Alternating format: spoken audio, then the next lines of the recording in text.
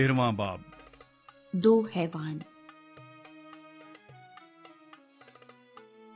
और समुद्र की रेत पर जा खड़ा हुआ, और मैंने एक हैवान को समुद्र में से निकलते हुए देखा। उसके 10 सींग और 7 सर थे, और उसके सींगों पर 10 ताज, और उसके सरों पर कुफर के नाम लिखे हुए थे। और जो हैवान मैंने देखा उसकी शक्ल तेंदुए की सी थी, और पांव रीछ के से, और मुंह बब्बर का सा। और उस अजदहा ने अपनी कुदरत और अपना तख्त और बड़ा इख्तियार उसे दे दिया।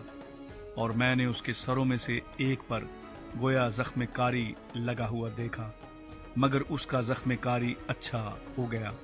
और सारी दुनिया ताज्जुब करती हुई उस हैवान के पीछे पीछे हो ली।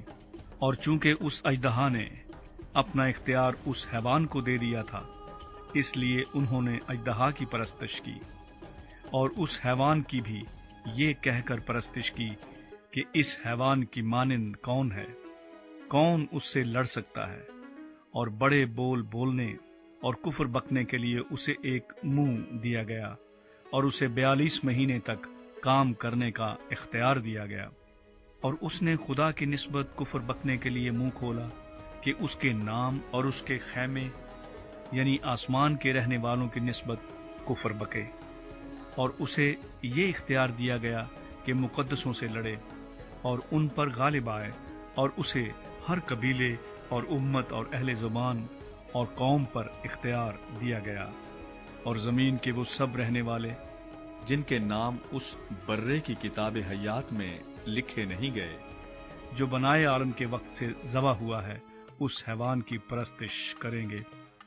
जिसके कान हों वो सुने। जिसको कैद होने वाली है वो कैद में पड़ेगा। जो कोई तलवार से कत्ल करेगा वो जरूर तलवार से कत्ल किया जाएगा। मुकद्दसों के सब्र और ईमान का यही मौका है। फिर मैंने एक और हैवान को जमीन में से निकलते हुए देखा।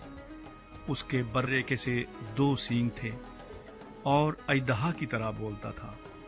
और ये पहले हैवान का सारा इख्तियार उसके सामने काम में लाता था, और जमीन और उसके रहने वालों से उस पहले हैवान की परस्तिश कराता था, जिसका जख्म कारी अच्छा हो गया था। और वो बड़े बड़े निशान दिखाता था, यहाँ तक कि आदमियों के सामने आसमान से जमीन पर आग नाजिल कर देता था। और जमीन के रहने वालों को उन निशानों के सबब से जिनके उस हैवान के सामने दिखाने का उसको इख्तियार दिया गया था, इस तरह गुमराह कर देता था कि जमीन के रहने वालों से कहता था कि जिस हैवान के तलवार लगी थी और वो जिंदा हो गया, उसका बुत बनाओ।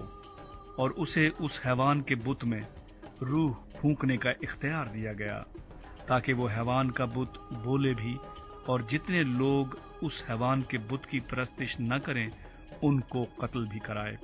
और उसने सब छोटे बड़ों, दौलतमंदों और गरीबों, आजादों और गुलामों के दहने हाथ या उनके माथे पर एक एक छाप करा दी, ताकि उसके सिवा जिस पर निशान यानी उस हैवान का नाम या उसके नाम का अदद हो, और कोई खरीदो फरोख्त न कर सके। हिकमत का ये मौका है। जो समझ रखता है वो इस हैवान का अदद गिन ले, क्योंकि वो आदमी का अदद है, और उसका अदद 666 है।